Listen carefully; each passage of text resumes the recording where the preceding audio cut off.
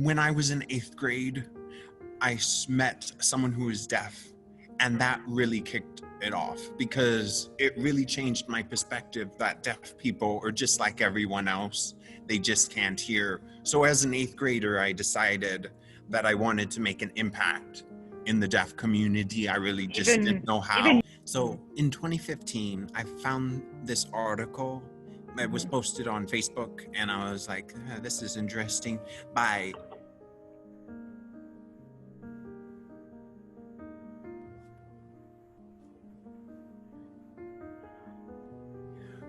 and he is the president of the National Black Deaf Advocates Incorporated, NBDA, from 2011 to 2013. And it was just this, the first half of the article, he writes about how the history of the Black deaf community. And then the second half of the article, he lists a bunch of people that are Black and deaf that have made an impact in the community. And so I read this article and it really inspired me.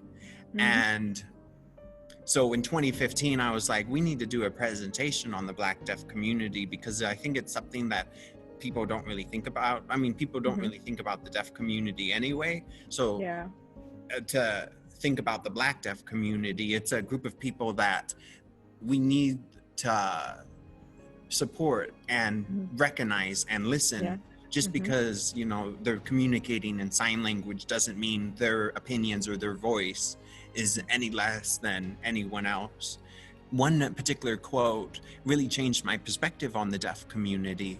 Because Black students were prohibited from opportunities to interact with students and teachers on the white deaf school campuses, this separation contributed to the development of Black ASL, a dialect of American Sign Language that's distinctly different from those of white deaf signs.